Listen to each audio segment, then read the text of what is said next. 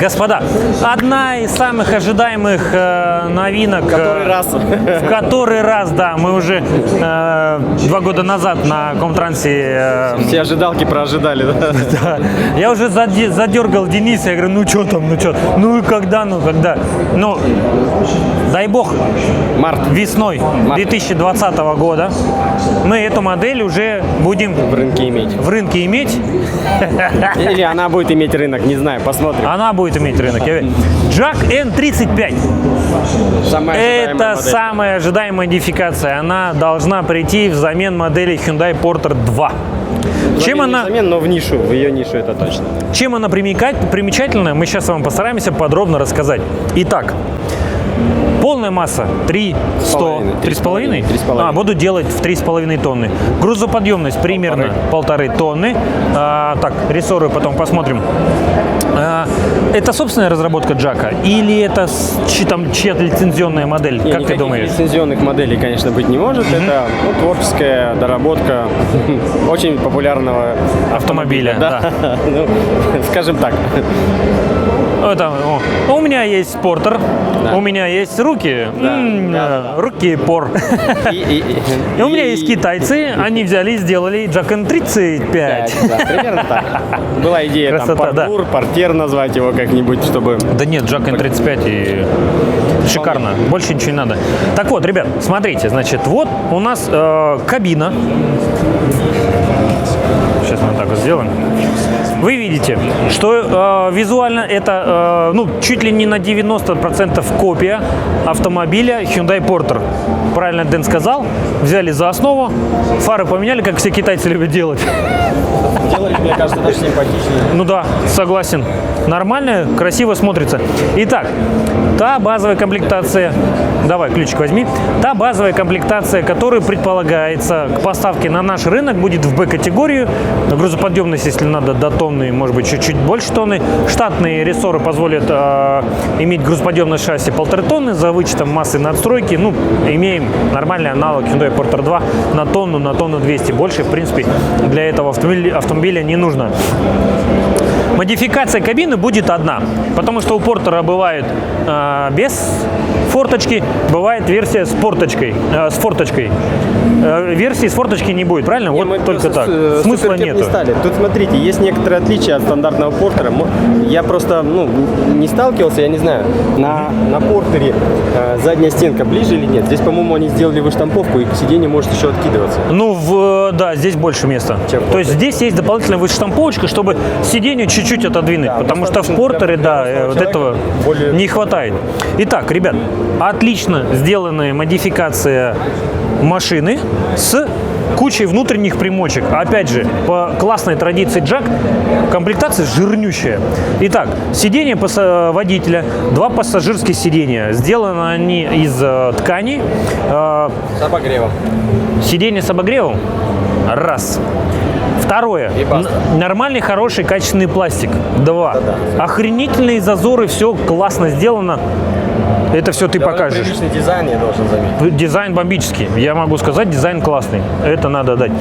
Далее, значит, у нас Webasto. Кондиционер. Webasto, именно родная Webasto, да? Не там VHI или там, да. Да, кондиционер. Это мы говорим про штатную комплектацию. Система курсовой устойчивости. ABS. Тормоза дисковые в круговую. На круговую не уверен. Не уверен? Не знаю, потом залезем, посмотрим. Да. Но спереди дисковые. Передок дисковые. Так, система курсовой устойчивости. Airbag, да? Аэрбэги. 2. Это утраивает преимущество Джака. Вот. Центральный замок, электростеклоподъемники стандартно, складываемые зеркала, регулируемые электрические, с подогревами, соответственно. Зеркала с функцией складывания. Да. Конкретно. Опять Майкл Джексон как бы в пролете. Только владельцы... В память о нем. Только владельцы Джака Только владельцы Джака будут иметь такую крутую опцию. Давай ключи вставим. Прочее, конечно. Так выглядит ключ. Он чуть-чуть похуже, чем ключ от 80-ки. Ну и 80-ки же надо чем-то отличаться. Бардачок с подсветкой. Кнопочка размыкания цепи. Раз. Далее airbag. Смотрите, какие классные регулируемые штуки. Дефлектора. Значит, под потолком у нас есть очечник. Кнопочка освещения, но тоже сняли. Вот, самая крутая, классная центральная часть торпеды. Вот эта пердящая кнопочка с вылетающим пердежом. Это кнопка прожига сажевого фильтра. Ты у кого-нибудь такую опцию видел? Не знаю, возможно, имеется. Я не видел такой кнопки. Кнопка прожига. Руль регулируемый, все дела как надо поставил, но, к сожалению, только вверх-вниз без вдоль оси не двигается. Ну, сидухой подрегулировал и вполне нормально. Мультируль очень хорошо сделан, обшит кожзамом, хорошо лежит в руках. Airbag, круиз-контроль, громкая связь, управление балалайкой и, возможно, бортовым компьютером, но не уверен. Значит, у нас слева от руля еще прячутся две кнопки. Это корректор фар и кнопка складывания зеркал. Итак, сердце нашего автомобиля. Здесь у нас нанотехнологии. Давай. Сердце нашего автомобиля, как и у всех. Нанотехнологии обычные. Веревочка. Веревочка. Сколько она выдержала. Итак, самое интересное, силовой агрегат, турбированный дизельный двигатель объемом 2 литра, мощностью 136 примерно. 136, это вот, да, 100 киловатт, может быть, что-то там. Около 140. Ну, вполне для города достаточно. 136 лошадиных сил, крутящий момент в районе 350 ньютон-метров. Чей? Джак. Джаковский, да, собственный двигатель. Ну, я его родословную не знаю, но это такой же двигатель, который стоит на наших пикапах. Такой же двигатель, который стоит на ваших пикапах. Да. Угу. Агрегатируется сие хозяйство с механической 6-ступенчатой коробкой переключения передач. Да, ты помнишь, что первую машину, которую вы эту привезете, покупаю я? Да, помню. Самую первую машину покупаю я. Готов нести залог. Но тебе это дорого станет. Что за человек? Не договориться, елки-палки. Карабас чей? Джаковский. Тоже джаковский. Не лицензионный ZF, ничего. Ну, во всяком случае, нам ничего такого не сказали. Ну, то есть это из легковой, скорее всего, линейки, ну, именно с пикаповской, скорее всего, такое. Гарантия, тоже предполагаю, что там 3 года 200 будет, 200, да? Скорее всего, это иначе смысла нет. Межсервисные 20, но машина будет эксплуатировать. На малыше будет меньше. 15, я думаю, да. Всего, до 15. Да. Окей, ладно, здесь посмотрели. Закрываем. Нам это больше... Вот видите, что, в принципе, достаточно большая вместительная задняя часть, куда можно накидать кучу барахла. Согласен? Да. Пятачок. Для многих это принципиально важно. Да? По любимой традиции Джак. Во имя сохранения целостности аккумуляторов по традиции установлен запираемый аккумуляторный ящик. Вот видите, здесь механизм, который встает в распор и не дает вам открыться. Это все дело вы запираете ключиком. И еще вот такими защелками. Значит, в такт модификация Hyundai Porter 2. Передняя ось у нас с 15 радиусом колес. Разноширокие колеса, да. Соответственно, передние большие, задние маленькие. В России уже, в принципе, научились решать этот вопрос с этими маленькими колесами, поэтому что летняя, что зимняя резина, в принципе, доступны для заказа. На автомобиле в системе также установлен подогреваемый топливный фильтр грубой очистки топлива с помпой, с влагоотделителем. Да? Еще из ништяков, что здесь можно отметить? Да, наверное, больше ничего не скажешь. Для данного сегмента что-то еще городить нет смысла. Нет смысла, да. Сюда можно установить кузов на 4 европалета. Если заморочиться, то можно и 5. С внутренней длиной, да, с внутренней длиной 3,20, то можно сделать и 5. Поэтому мы имеем здесь длину габаритную 3,20, ширину по зеркалам где-то 175, чтобы палеты остались, и высоту тут уже варьирует от типа надстройки. В данном случае Нижегородский 300 на 1800. Нижегородский автомобильный завод установил сюда бортовую просторную конструкцию, мини-штору. Это надо было заморочиться, наверное, только специально для выставки. Конечно, это чисто сделали, чтобы какой-то было, куда его зафиксировали. Зафиксировали. Да.